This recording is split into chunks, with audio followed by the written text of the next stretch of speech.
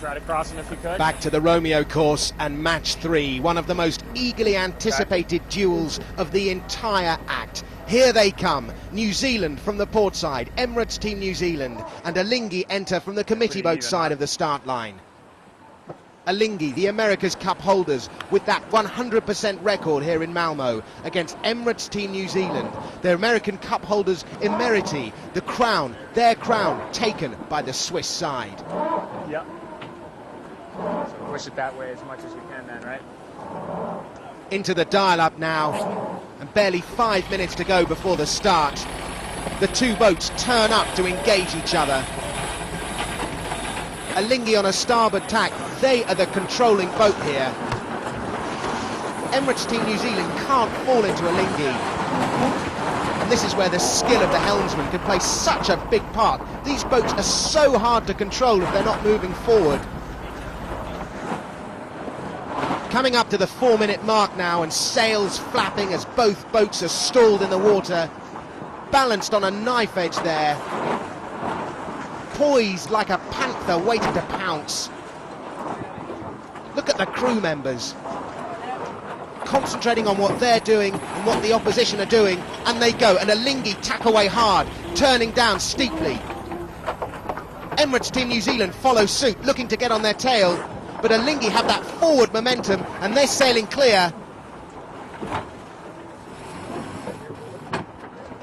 What a tactical battle this is. Here we are on board with Emirates Team New Zealand. The grinders pounding away. All those hours in the gym, they're coming into use now. And there from the helicopter we can see the Swiss boat under the German Jochen Schumann. A ruthlessly efficient operation, a crew drilled with so much attention to detail on that fabulously fast boat. Still happy with the plan. You heard it, still happy with the plan. That was the voice of Terry Hutchinson, the tactician for Emirates Team New Zealand. 2:30, still happy with the plan. Let's see if we can get their tactics here. Getting very downwind. We need to make sure we win the upwind race. Make sure we win the upwind race. Make sure we win the upwind race. What he means by that, they're really deep here in the back of the start area. But when they turn up and head for the start line, that's when Team New Zealand want to be in control. And Alinghi now, they're heading for that blue cruising yacht, and New Zealand are trying to head up and cut them off. You see Dean Barker's going round the other side. He's going to want to cut them off here. 2 minutes to go to the start, and listen to the sound of the boats. And Alinghi have turned wide now. And they're coming back. A nice move from Alinghi. That puts them in the box seat. They're going to have right of way here. And then New Zealand are forced wide to avoid them. If there's any contact, of course, they'll take the penalty. And that puts Alinghi in the driving seat. A great move from Alinghi. About a boat length and a half. That was the work there of Alinghi's famous five, the team of veteran sailors who came together in 1995. All those guys, all the famous five, Simon Daubney, Brad Butterworth, Dean Phipps, Murray Jones, they all used to be with Team New Zealand, of course, and they jumped ship. They went to Alinghi.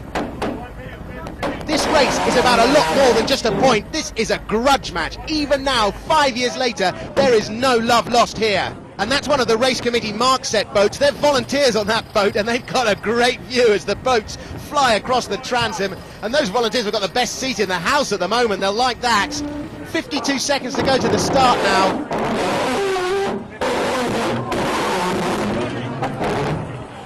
It's a time on distance game now. You saw the bowman looking at his watch. It's vitally important that the bowman gets that countdown right. They need to control their speed in the run to the line. Team New Zealand don't want to make the same mistake they made against plus 39. There are 30 seconds to go here, and they're pretty much racing now. It's a straight blast at the line as they look for maximum speed, maximum acceleration. 20 seconds to go to the start. The big boys of world racing pitted against each other.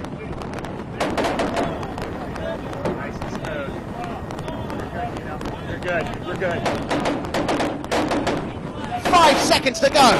You're good. Both boats at good speed here, and there goes the horn. Both boats on a starboard tack. This is such an important race for Emirates Team New Zealand to try and salvage something from this regatta. Nothing between the two boats at the moment, but who's going to get the advantage on this first beat?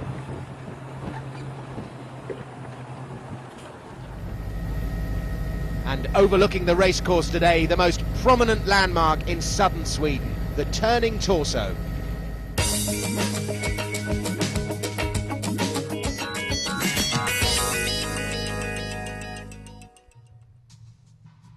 The inspiration for the building was a sculpture of the same name by the architect Santiago Calatrava.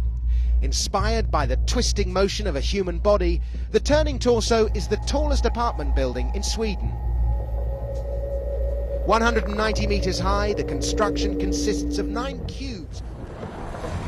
That's the view of Alinghi's keel cutting through the water, a 20-ton bulb on the bottom counterbalancing the pressure on the sail.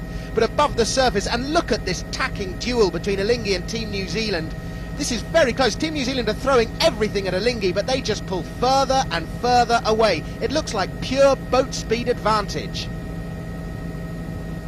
Mark 1, here we are. New Zealand are still in touch, but you have to say, things are looking ominous for them. That's the depressing view ahead that they have. Alinghi out in front. Ernesto Bertarelli there, the owner, on the grinding hand. To the right of him, the veteran Brad Butterworth. All working hard to hoist that spinnaker and pull away. Right in this, guys.